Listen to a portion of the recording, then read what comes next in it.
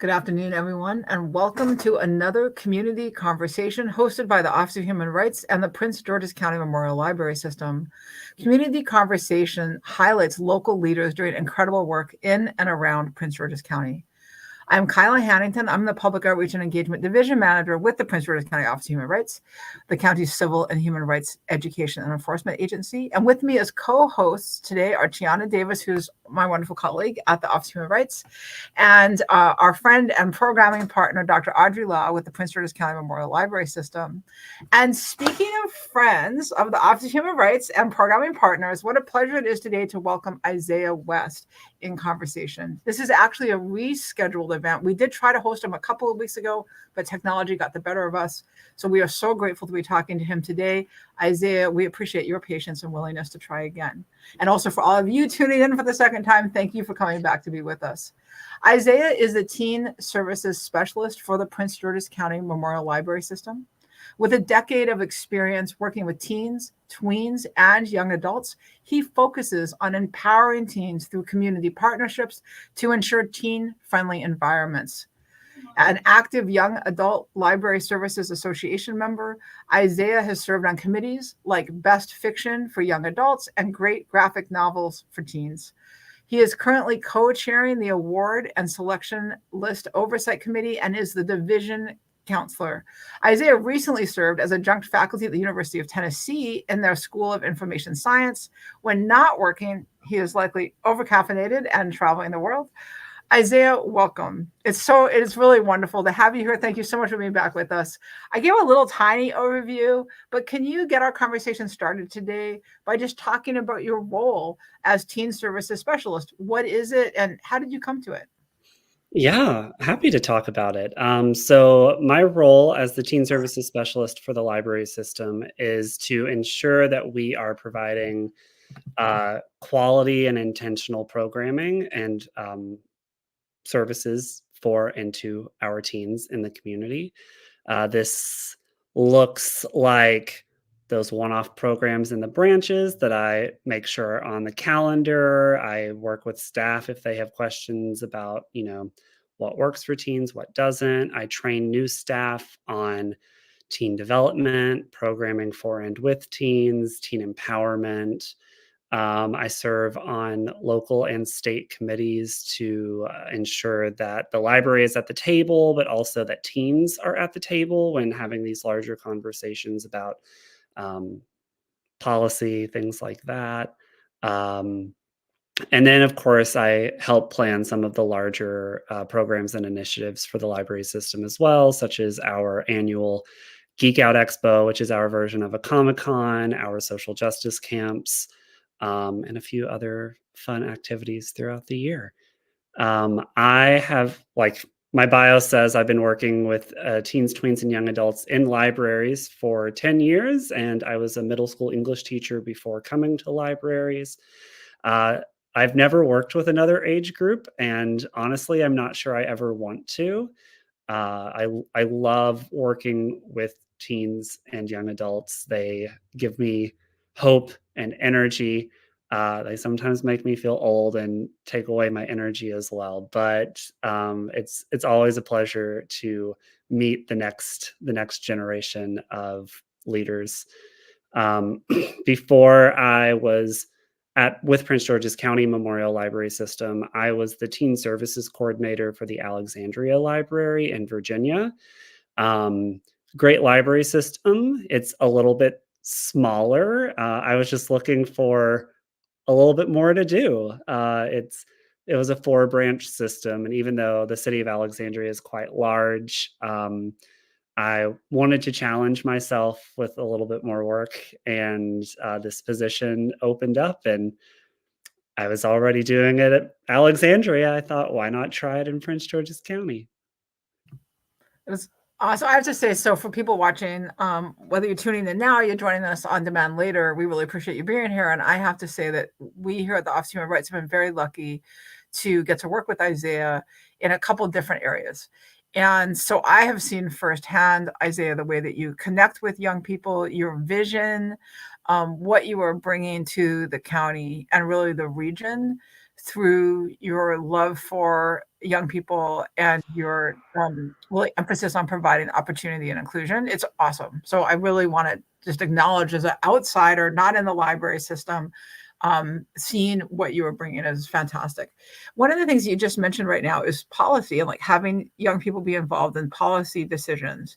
And I'm really curious about that. And I'm wondering a couple different things. So I'm going to hit you with a lot and you answer as much as you want. But I'm curious about, how do you find young people to include in those kind of conversations?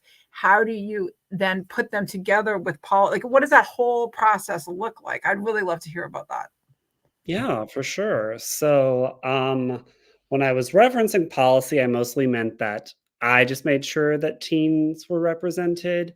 However, I have included teens in policy, like overview and reviewing things. And there's a few different ways that I've done this. So, our library system has teen action groups. It's a way for teens to earn volunteer hours, but it's also a way to collect some of those teens that want to get involved in the library. And we have some teens that are, frequent flyers, and we've seen them not only time and time again at these programs, but year after year at these programs. And I have a great network of staff that work with me. With teen services, and a few of them that lead these programs. If I have a question about a policy, or if there's something that I want these teens to look at before I put it forward as a proposal, I'll send it to a couple of those teen action groups that I know have um, those teens that are, diehard library users. And they'll give me honest feedback. I can say teens are not going to be shy about giving you honest feedback. So a lot of the times we'll put something forward and they're just like, no, that doesn't make sense. Or that sounds like an old person. And we'll adapt the language that we use, or the policy that we're putting, or the procedure. Sometimes it's just a procedure or a guideline, and we let their interpretation of it help guide some of the language that we use. Another way that this has been done, not by me, but by my colleagues up at the Bowie branch, is they have their teen zone, and they let the teens that come into teen zone every day after school help guide and create the rules for a teen zone itself. So that way, when they are in the space, they've helped create this space, including the rules and guidelines. So they take ownership over those rules and guidelines, and they want to be sure that they're creating, the safest, most welcoming environment that they can. So that's kind of how and why we do it in some ways. The way that I do it is when I join a team, maybe looking at my brain just like went completely blank for some reason. So like economic development surrounding like youth programming, or the summer youth enrichment program, things like that. I make sure that the library, and specifically teens that are coming into the library looking for opportunities, are represented, reminding people like, oh, the library already does something like this. Maybe we could incorporate some of the library teens into this. Or if I'm at the state level, making sure that we are remembering that Prince George's County is a county of like extreme diversity. Like we are probably the most diverse county in the state of Maryland, and making sure that we're not creating these opportunities only for those that are always white and high achieving. Like we want to run the diverse gamut almost of like, we want to be sure that we are including races and ethnicities that aren't the systemically dominant, but we also want to be sure that we are providing opportunities that those that actually need these opportunities. So that's kind of like what I was talking about with the policy, both the teen and myself. Okay, that makes sense. Thank you very much for that. That's great. Audrey, Tiana? Go ahead, Tiana. Can you talk about some of the challenges with getting teens involved, and like maybe where the challenges are coming from? So is it like the teens themselves, parents, schools? All the above. So the biggest hurdle for teens is getting places. I think we all know that our county is all of the things. So we have our urban areas, we have a large swath of suburbia, and then we also have these pretty large pockets of just rural. Um, so having consistent transportation to get you from one of those regions to the other can be quite difficult. And just because you go to a school in the suburbs doesn't mean that you live in that suburb. Maybe you live down into the urban areas or you live out in the rural areas. So like trying to get from point A to point B is always going to be our biggest hurdle. Um, Teens and parents overcommit. Teens overcommit themselves. Teens, you know, like myself when I was a teen, a lot of them are probably like, oh my gosh, get me out of here. I need opportunity. So they look for all these opportunities and they end up stretching themselves a little too thin. But then on the other hand, their parents do the same thing. So it's constantly a battle of what the priorities are. And unfortunately, sometimes fun programs at the library take a back seat. So that's another issue. Uh, Another issue is just the ability to provide as much as the teens need. I think everyone in the county is probably feeling some economic restraints, and the library is not immune to that. So being able to provide things with very little is its own hurdle to overcome. So that's a pretty big one as well. I'm going to ask a fun question. Since you yourself have been a teen to now as a teen leader, what has changed in terms of people's attitudes about programming like geared towards teens, and what has changed like in the library world in particular to kind of open up some opportunities and some spaces that may not have been there when we were young? I'm going to start with maybe a bit more of the dismal answer and go into the hopeful one. I think society has not changed their view of teens at all. And that's unfortunate. I think that teens have a lot to offer our communities. It's our responsibility as a community to develop these teens, but these teens, if we give them the opportunity, will have active roles in that development of themselves. And I'm not quite sure that our communities are there just yet. They still see teens as, just loiterers and troublemakers. And that's, I would love to say that there is an expiration date on that opinion, but it's been there for a really long time. So I'm trying my hardest to showcase all that teens have to offer, and trying to encourage them to use their voice to show it themselves.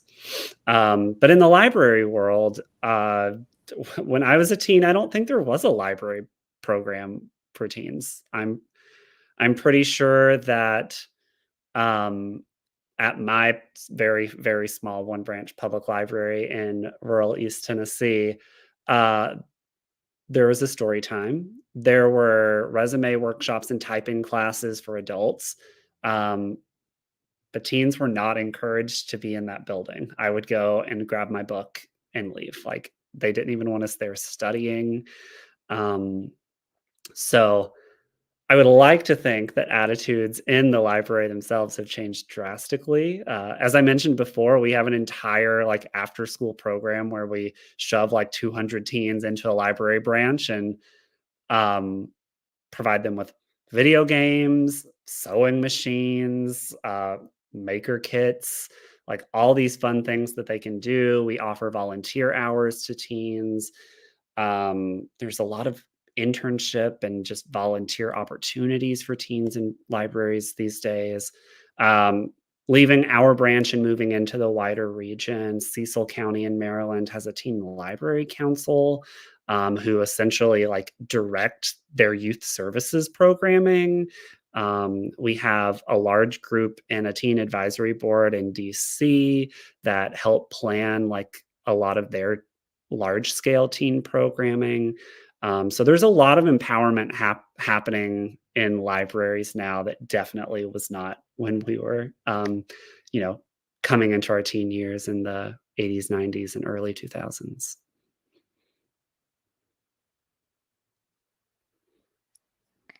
So to follow up, how do you see teen programming changing? Like, what would you like to be your lasting legacy? Oh, my lasting legacy. It's been on my wish list for a really long time, but I would love also a teen library council for us. And that's something that we are looking at. I'm not going to promise anything, but we're really hoping to get something like that started. But the legacy that I want to truly leave is a voting youth member, at least one, on our library board.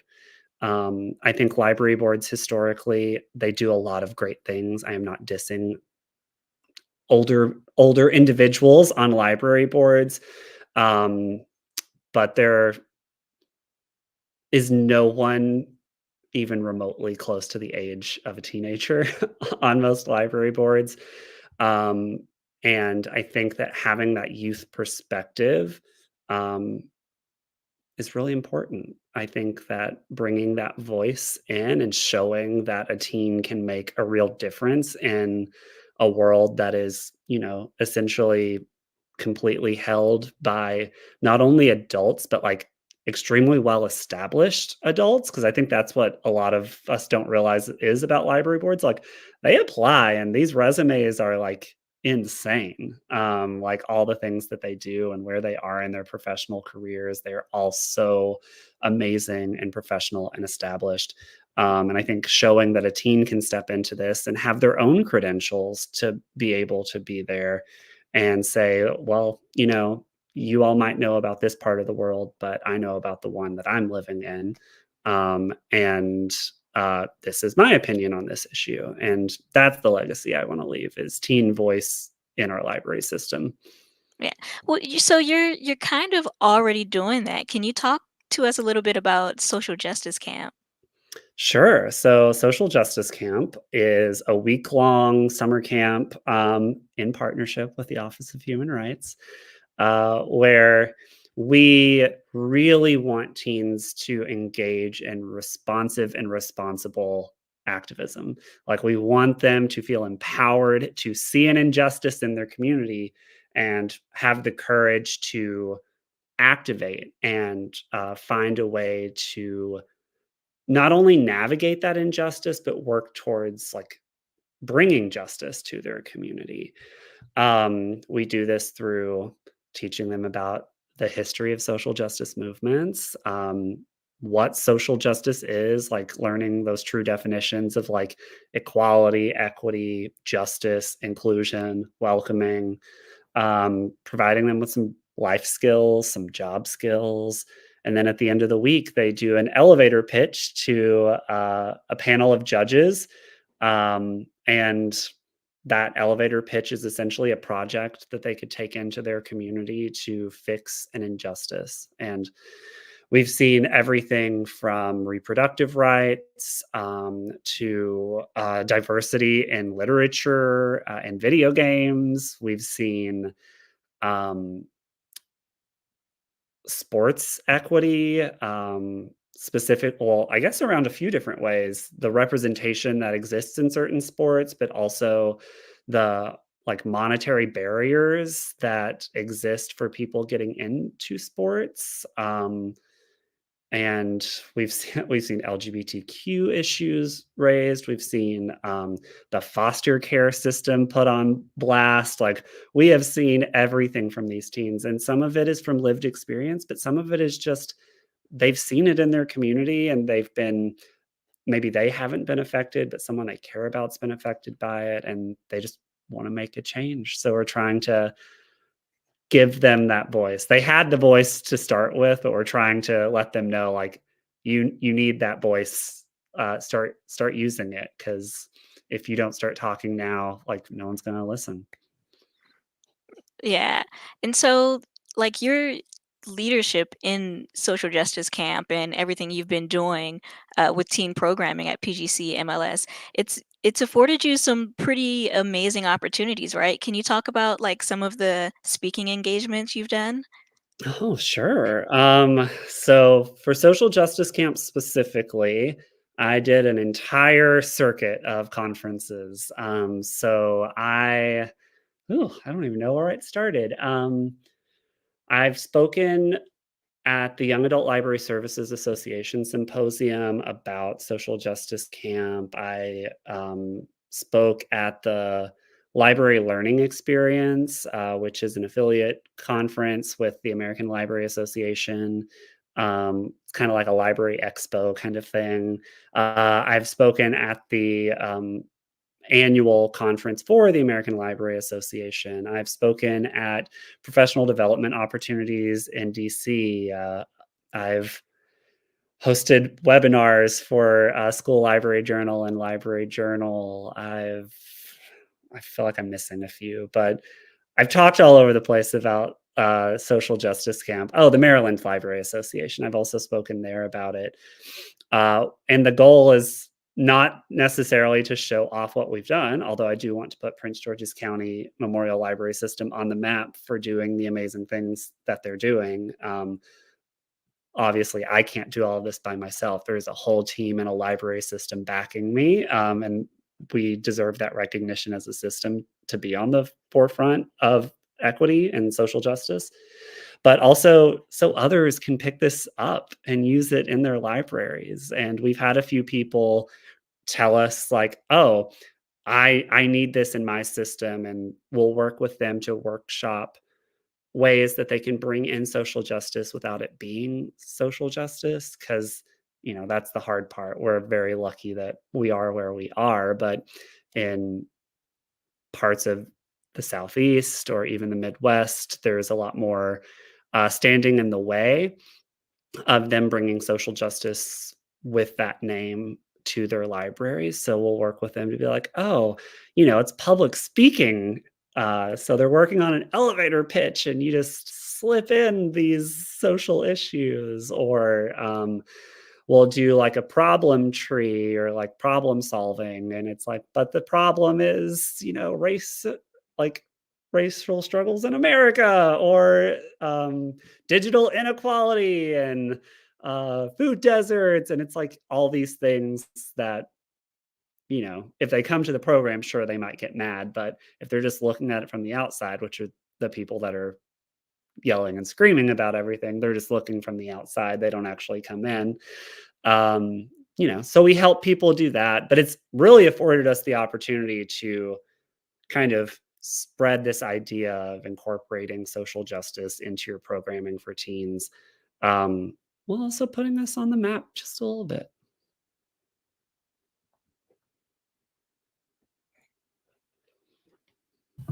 We have a couple questions from viewers that I'd like to share and some comments. Denise Stewart was, as you were talking about the library board, Denise Stewart said, having a youth voice is necessary, especially giving the youth the perspective and the maturation of youth. It also gives adults a better understanding of how teens think and evolve. And just previous to that, we got a question from Shanice White, who says that they have a social emotional learning block of time at the school, at which she's where she's a teacher. How can we incorporate offerings at PGCMLS into what we do at the high school? She would like to have more offerings. How can we engage students? Oh, it's a heavy question for me, Shanice. So I think one way that you can include it, because with a lot of social emotional learning and social justice learning, there is that idea of connected learning as well. So that connected learning being, those interests, those opportunities, and those relationships, and where they all intersect. So one thing that we love to do in our camps is essentially like teach backs. So we give them their own like learning adventure, and then they teach it back to us. So it's working on a lot of different, and they can work individually. If you're really working on SEL, you might want them to work with a partner or with a group. But it's having them research a topic that is of interest to them, which is what Social Justice Camp is all about. And making sure that it's something that affects them in some way. So, if someone were working on like diversity in video games, if you don't play video games, are you the best person to tackle this issue? Probably not. If you're working on like disability rep in sports, do you have a disability? Do you watch sports? If not, maybe pass this one up, support it from the sidelines. But like really get them to hone in on something that is in their lane, that they have authority on, and they're interested in. So that's kind of where that like intersection of that connected learning is.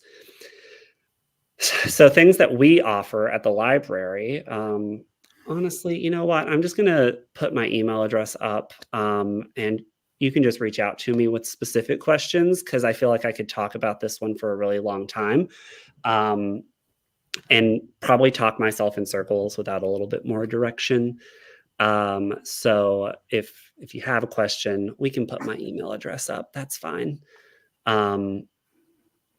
And I'm more than happy to talk one-on-one about ways that you can incorporate social justice into your SEL block, and also like what the library does and offers, because I think that's two separate things, and I want to be sure that I'm answering that fully.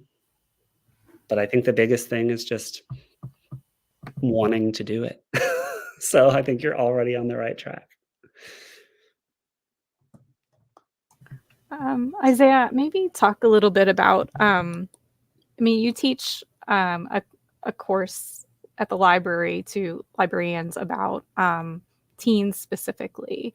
Can you talk a little bit about, one of my favorite exercises that you have is talking about kind of these 3 stages of like age groups, and kind of like how that helps us as adults think and understand teens, because it's about attitude.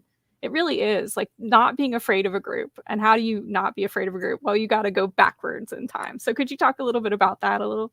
Absolutely. Let's just all do it together. It's a great activity. I can't do it the same way that I would in one of my trainings, but we call it strolling through time. And we do this activity both here in this library system. I teach for the Library Associate Training Institute for the state of Maryland. Like, this is a favorite activity because it really does get us where we need to go. So we start off, and I just want everyone to think back to when they were in 7th grade. So thinking back to 7th grade, you're probably 12, maybe 13 years old if you're on the older side, maybe 11 if you're on the younger side. You are either well established in middle school. Some schools, maybe you were entering junior high, whatever your setup was. What was important to you? What were you thinking about at that time? What worried you? What like kept you up at night? What were your favorite things? Who were your favorite people? And then we think about that for just a moment. And now we're going to jump ahead a couple of years. And now you're a 9th grader. Entering high school, probably about 14 years old, maybe 15, maybe 13. Same questions. What was important to you? What were you afraid of? What did you love? Who did you love? What were you going through? And then we'll think about that for just a moment. And then we're going to jump ahead to 11th grade. So 11th grade, junior in high school, you're well established in the school system at this point, unless you've moved. Maybe you've moved. What are you going through? What happened that year? Who was the most important person to you? What was the most important thing? What were your interests? What were your dislikes? Were you thinking about college? Were you thinking about the workforce? Are you still thinking about nothing? And then after that, we share throughout the entire thing. But the whole purpose of this activity is practicing empathy for teens, essentially, but also remembering that we went through all of this too. Um, Teens going through something is not new. Like, we love to talk about, like, oh my gosh, the teens, they're going through it. That's not new. Maybe more teens are going through it because of things that are happening right now. But there were teens when you were a teen that were being put through the ringer and were having the worst years of their life. Um, and that's what they're carrying with them.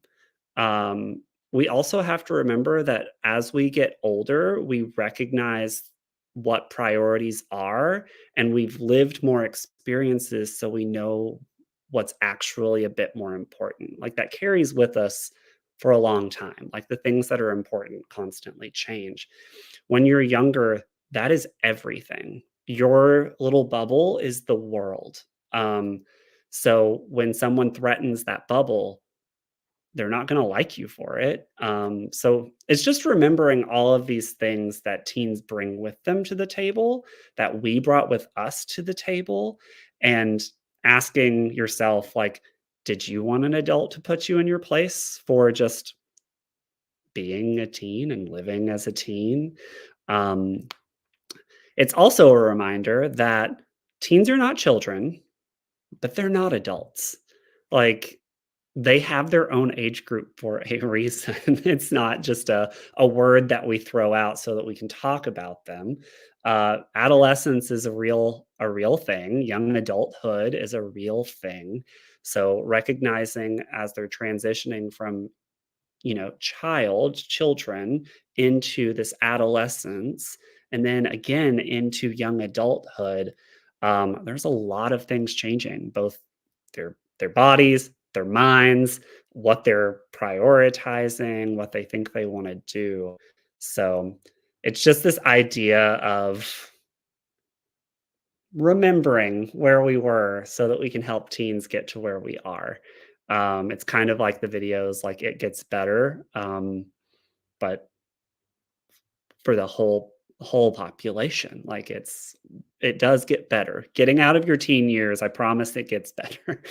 And that's the importance of working with teens, is really grounding yourself in that knowledge that, like, teens are more than just an age.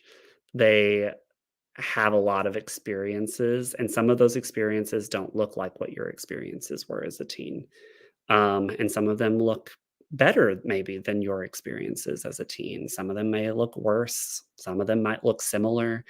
But it is just remembering that, looking at all of the things that you brought with you in each space that you occupied, a teen is going through something similar, and we just need to have a little empathy when working with them. So that's that activity. That's actually a really nice activity. So to follow up on your teen having empathy for teens, like what do you think adults need to know about teens in our community? Like, and how can adults help engage teens and help create spaces in which teens will feel comfortable spending their time? Absolutely. Well, the first thing that I want uh,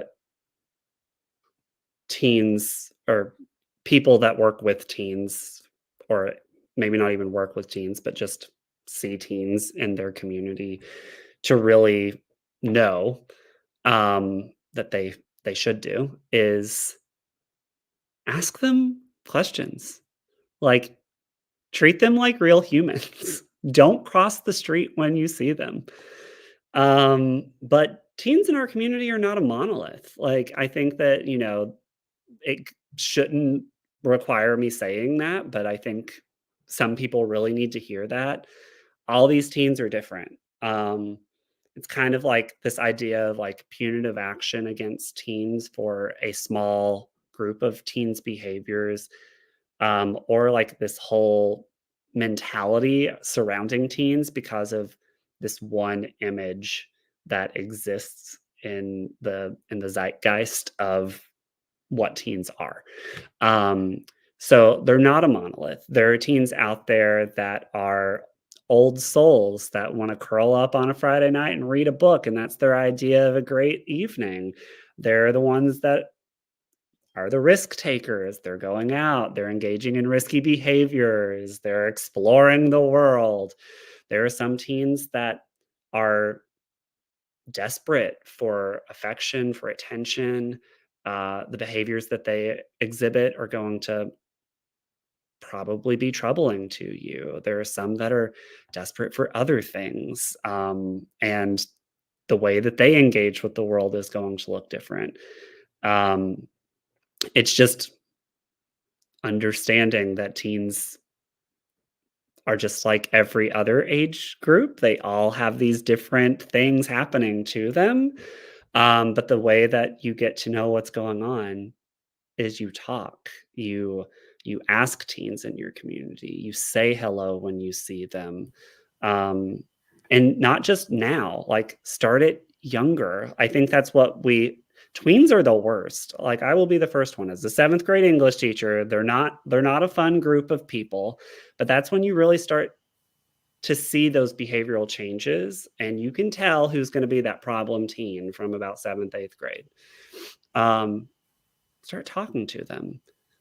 Ask your community leaders to create programs for them, create interventions for teens, create opportunity for teens, put their money where their mouth is when they say that they want to make the community better for all, including young people.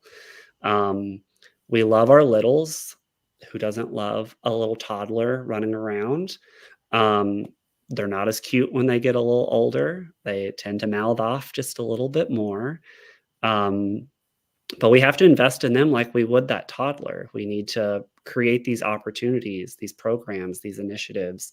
And we don't need to just punish them as an age group, because that's not going to help any of us, actually. It's going to create significantly more problems for us if we are constantly taking away their value. Isaiah, I've got a lot of things to say right now. First of all, I'm a little traumatized by that unexpected exercise. Sorry, So I should have we'll given a trigger warning on that Yeah, one. I'll talk about that later. Yeah, I got like all teary-eyed, and I mean, this is serious. I'm not joking when I say that, but the outcome of that, and I think we've seen this in the chat. Tiana talked on about it too. What a great exercise it is, and people in the chat are talking about this, that how much of an empathy builder it is. And as somebody who works with teens with you, I really appreciate that. I really do. I mean, I don't necessarily appreciate getting teary-eyed on YouTube, but the reminder of the humanity and like how difficult it is to like live in the world where you don't have any power and you are told to do things all the time and life is hard, and so I do really appreciate that. And then listening to the way I just, as you were talking just now, I just like, we are so lucky to have you in Prince George's County. Like what an incredible gift you are to this county and to all of us. So just, I want to really take a minute and thank you for what you were bringing here in your vision. It's awesome. There's a lot of comments in the chat that are saying pretty much the same thing that I've just said. I do want to share a few more questions because some of them are really timely. And so one of the things, going back a little bit, as you were talking about different webinars that you've been on, somebody's actually wondering if any of your webinars are recorded. Is there a place where people can go to view them? She would love to share them with her students. She shares these conversations. This is one of our regular Lunch and Learn viewers who actually will have a class sometimes tune in to Lunch and Learn with us. And so she's looking for opportunities. Do you have anything like that? I was actually just taking a look. I don't know if any of the webinars that I've spoken on are available for viewing right now. The School Library Journal one or the Library Journal one is definitely available, but it's behind a paywall. Oh. And I don't want to recommend. I'm not going to drop that link because I don't want people to go out and pay to hear me speak. But I don't think that any of the conferences that I attended were recorded either. So that is. Oh, sorry for interrupting. That's good. Yeah. I was going to No. say, she did have a follow-up question, which is, are you able to, do you go out to schools in Prince George's County? Are you able to go out to print schools and meet with educators or administrators and talk about this? Absolutely. If you have a specific question about this type of programming, or just want to pick my brain about my philosophy surrounding adolescent development, happy to chat with any educator, any administrator. However, I do also want to say that all of the schools have a library attached to them, and they all have fantastic teen people in them. So if it's just connecting with a library, please reach out to your local branch. But if it is to talk to me about social justice camp or social justice work, my philosophy on teen development, the trainings and things that I do surrounding teens, of course, reach out to me. I'm happy to come chat. My goal, like my bio said, is to create teen-friendly communities. I want teens to feel comfortable being their authentic selves in these communities. So happy to chat to whoever. Let's make it happen. Thank you. Thank you. I put Isaiah's email in the chat and also on screen, but for those people who are listening, we're just going to say it out loud for you. So it's Isaiah, ISAIAH .west, WEST, at PGCMLS.info. Thanks so much for being willing to share that, Isaiah. Really appreciate that. Over to you, Audrey or Tiana. Okay, Isaiah, you've got all the money in the world. Just a budget, the budget of your dreams. Okay. And you're still here, amazingly, even if same pay, same things, but what do you want to do with that? Oh my goodness. A lot. All the money in the world. I would make sure that each library branch had a dedicated teen center, like not just a little section carved out for teens, but like a true place for teens to go and be, with all the things that they need to be teens. Computers, makerspace activities, video games, because let's be real, video games are great. Great for hand-eye coordination, great for imagination and creativity. They're fantastic. They also provide a lot of job opportunities for everyone that's about to hate on me for saying that video games are great. If your teens are out there watching esports all the time, there are 23 jobs attached to each esports team, easily 23 jobs. So, and that's not just 23 people, that is 23 types of jobs. There are 23 career paths attached to one esports team. So if they're interested in video games, but they're not going to be an esports gamer because they're not that good, marketing is really great. If they're really into art, they can create the video games, they can create the graphics. Encourage their passions. But anyway, that was a tangent. Other things that I would do, I love paid internships for teens in public libraries. We are always, as a profession, going on and on and on about how we don't get people that we want to see in our profession. No offense to you, Audrey, for what I'm about to say, but we are a profession of middle-aged white women. And we don't do a whole lot to fix that, because we just hope that, those young people that aren't middle-aged white women, or at the time they'll be younger white women, but we hope that those people that aren't that will find library school on their own someday, or find public libraries on their own. But we're not really doing a whole lot in those formative years to show them that this is a viable career pathway for them.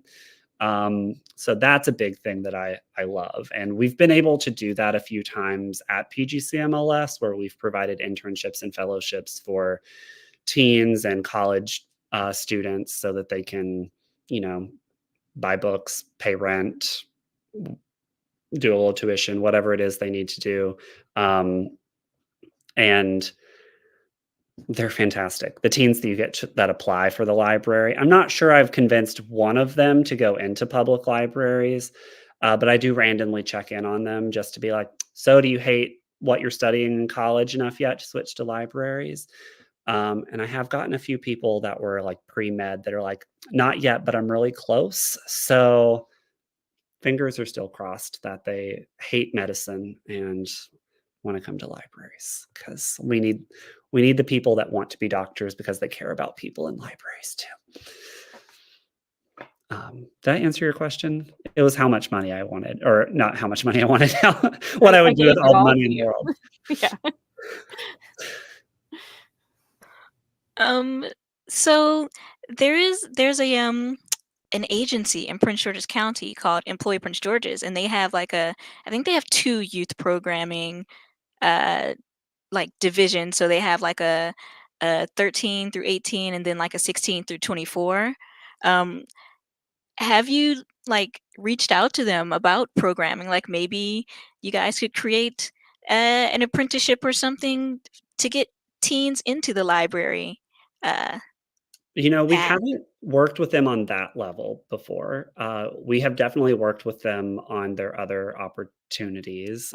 We are a host site for many teens during the summer for their summer youth employment or enrichment. I never know what the E stands for, if it's employment or enrichment, but whatever the E stands for in SYEP, we partner with them every summer for that. And we, of course, partner with them when they're doing we're looking for our teens. Can we pop up in your library or come to your teen action groups? So we're doing things like that, but I have never reached out to see if they just want to sponsor an intern.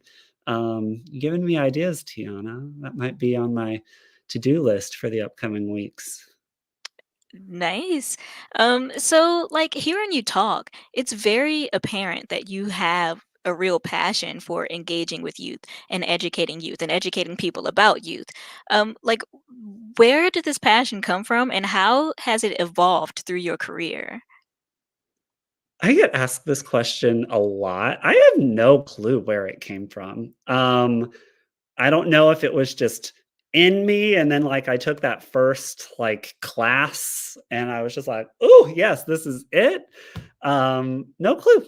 But I do feel very passionate about it. I'm sure it could go back to me being a teen and, being that anywhere but here kid, but having no one help enrich me on that anywhere but here mentality. Um, I don't think that I necessarily tie it to that entirely, but um, fun story about me. I started off leaving high school thinking that I wanted to go into business, which now is just hilarious to me. I feel like anyone that knows me is like, what? But yeah, I loved math, but what other thing are you going to do with math? Be a mathematician? I'm sure there are lots of great jobs out there for someone that just likes to do calculus occasionally. But then I realized very quick that I'm not a business person, mostly because I don't get along with other business people very well. So I started taking all these other random classes, English, math classes, fell in love with literature classes. And then when I kind of landed on English lit, I was really at a crossroads of am I really about to be another unemployed English lit major in the world? Because, graduating into the recession, I knew that's what was going to happen. So I decided to be an education major as a means to an end, essentially. I was like, you know what? Both my parents have education degrees. I'll just do that until the economy is something, and then I'll go back to I'll go back to school and figure out what I really want to do with my life. And then fell in love with teaching. I think that's really where it is I fell in love with teaching, and as I started to work with younger people and started teaching some of those high school classes, I I fell in love with teaching adolescents. Like, specifically, like, my dream was to teach 10th grade English. I don't know why 10th grade. I think because it's not as high pressure as 11th grade, but they're not freshmen. But that was my obsession. I taught 7th grade, very different. Um, but I just, yeah, I think it was just working with them, like the passion just organically developed. And then I entered my first public library job, and I was the teen librarian for a suburban branch in Atlanta. And I just fell in love with, like, actually working with teens, like, not just teaching them, but teaching with them. Um, and that's where it happened. Had a teen coding club at a local high school reach out to me to partner to host a coding camp one summer that I was working there, and that was it. I was a teen person for forever. It's just how it is, and over the years, I've only become louder and more obnoxious about it. Um, Anyone that gets into a room with me and something gets brought up about teens, specifically teens in this county, I do tend to have a soapbox that I will bring out, and I will stand on it for about 15 minutes before someone very lovingly tells me to please shut up. Well, All right. oh, go ahead, Audrey. Go I ahead. was just going to say, this is like the inevitable question that librarians ask. Let's ask 5 books Mm. for adults, though. Like, For adults to read to, like, engage with youth, yeah, like adolescents. yeah. Well, I could cheat and just say all 5 volumes of Heartstopper, but I won't. But you should read all 5 volumes of Heartstopper. It feels like such an authentic teen experience. So that's got to be on there for once. I'm just going to list a bunch of series because that's where I'm at right now. Okay. There's also this lovely series. I actually have it right here.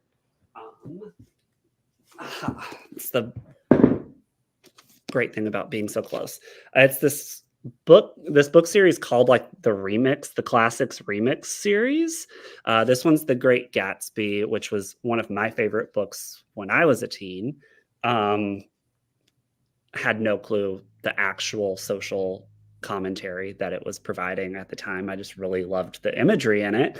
But as I grew older, I loved a lot more about it, but I really hated the homogeny of it.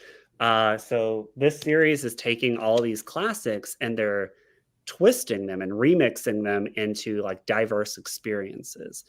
And yes, some of these experiences are very unrealistic for the diverse people that exist in them, but these people existed in these time periods. And I think that's what the real call out is. So we're providing these classics with people that represent a wider swath of the world. So that's another one that I would throw in there. There is another great, I'm just going to start pulling things from right behind me. The Sunbearer Trials. It's kind of like a Hunger Games-esque duology about or steeped in Mexican mythology.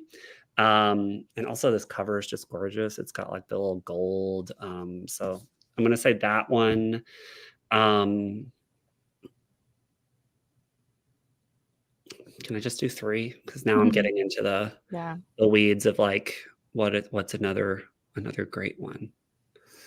I'm sure I have, like, all kinds up here that I could just start pulling.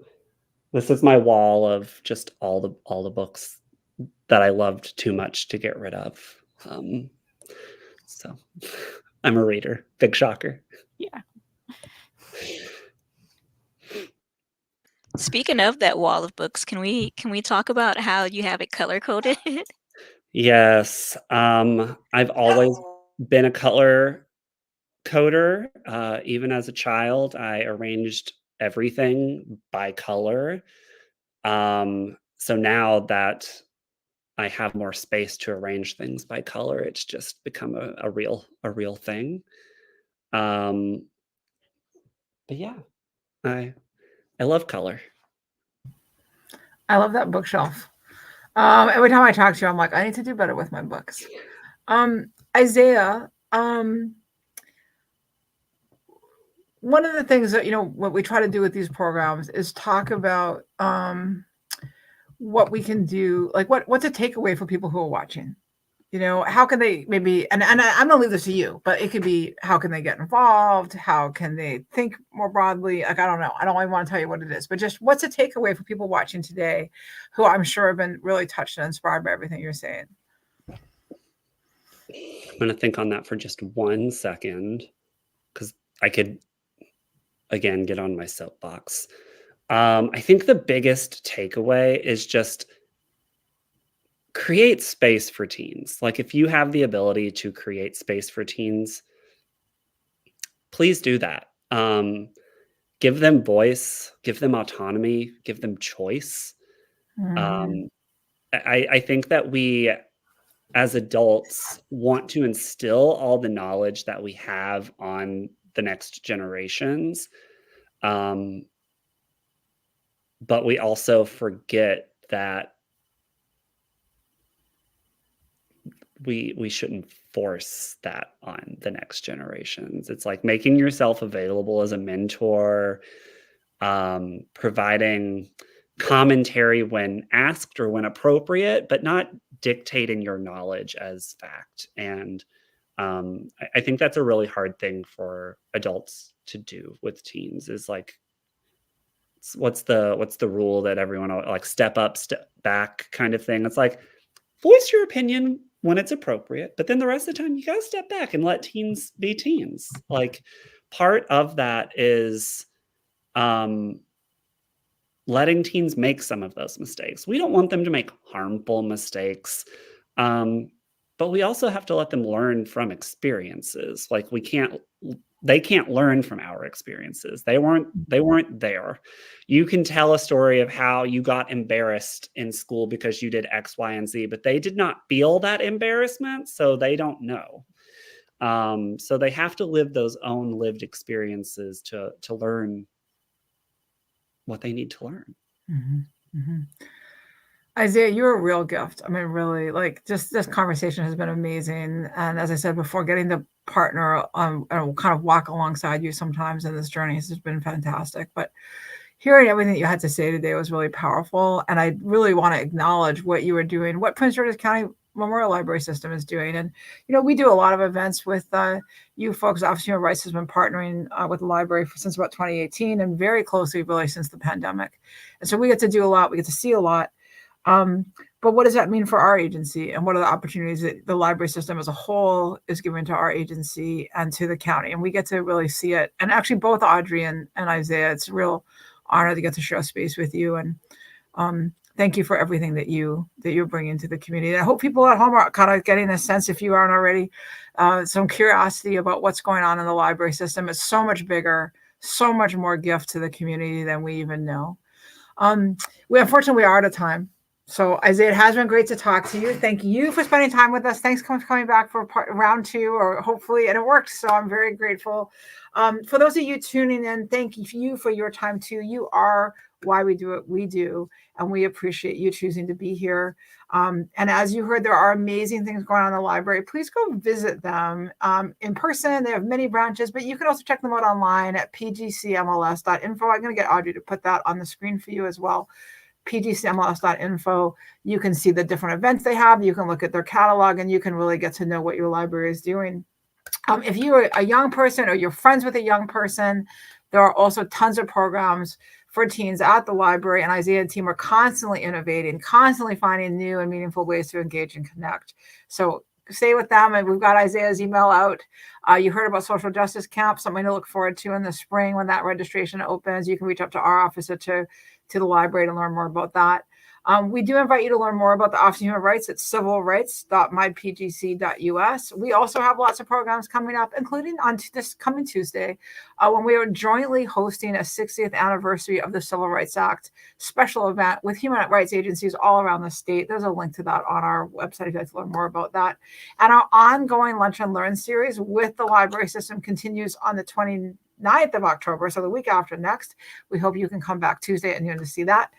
So thank you to viewers, to Audrey and Tiana for co-hosting, and Isaiah, you really are the best. So thank you for being with us and for all you do for the people of this county and the region. Bye, everyone.